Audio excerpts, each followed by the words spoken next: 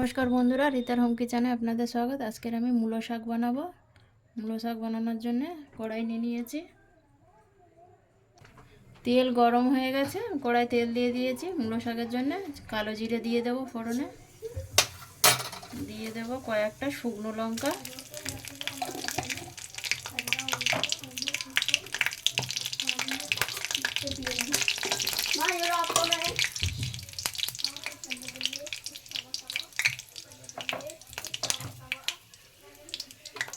শুকনো লঙ্কাটা ভালো করে ভাজা হয়ে গেছে। কেটে রাখা টমেটো দিয়ে দেবো।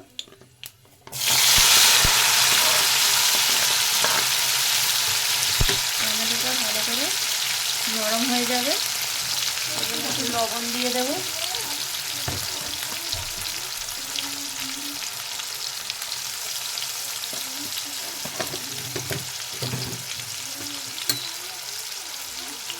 ভালো করে নাড়িয়ে নেব। টমেটোটা যতক্ষণ একটু গলে যাবে ততক্ষণ আমি মূলো শাকটা ভালো করে একটু সেদ্ধ করে নেব। টমেটোটা গলে এসছে, এবার আমি কেটে রাখা আলু সেদ্ধ করে নিয়েছিলাম, এখানে আমি একটা সেদ্ধ আলু ঢেলে দেবো। এইভাবে মূলো শাকটা বানালে খুব ভালো লাগবে, আপনারাও একবার বাড়িতে ট্রাই করবেন। আলুটাও ভালো করে আমি টমেটোর সাথে নাড়িয়ে নেব। মশলা দিয়ে দেব। লবণ আমি আগে দিয়েছিলাম, আবার অল্প একটু লবণ দিয়ে দেবো। একটু হলুদ গুঁড়ো দিয়ে দেবো, লঙ্কা গুঁড়ো দিয়ে দেবো, আর অল্প একটু ধনে গুঁড়ো দিয়ে দেবো।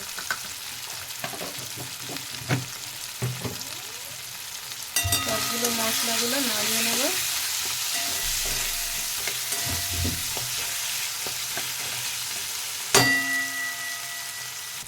ভালো করে পেঁয়াজ, টমেটো আর আলু ভালো করে মশলা পেকে গেছে। এবার আমি যে মূলো শাকটা সেদ্ধ করে রেখেছিলাম ওইটা ঢেলে দেবো।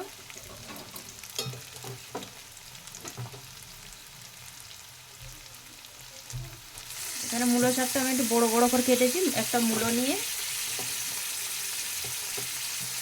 এর মধ্যে একটু রসুনও নিয়ে সেদ্ধ করে নিয়েছিলাম, এই মূলো শাকের মধ্যে সব শাকটা ঢেলে দেব।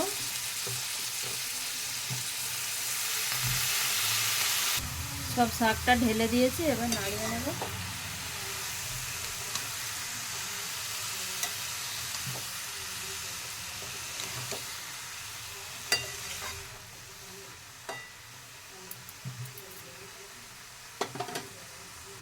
শাকটা ভালো করে নেড়ে নিচ্ছি, এবার ঢেকে দেবো। একটু ঢাকাটা খুলে দেখে নেব। একটু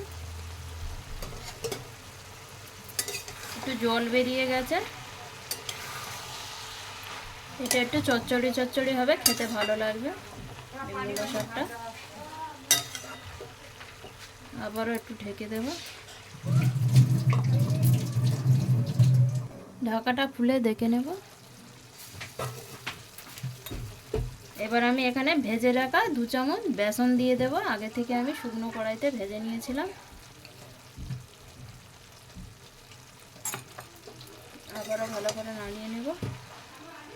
ওর মধ্যে যে জলটা আছে সেটা শুকিয়ে যাবে।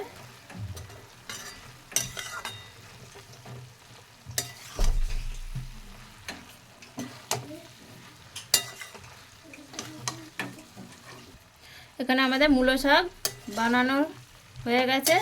আপনাদের কেরম লাগলো জানাবেন, কমেন্ট করবেন, শেয়ার করবেন। ধন্যবাদ।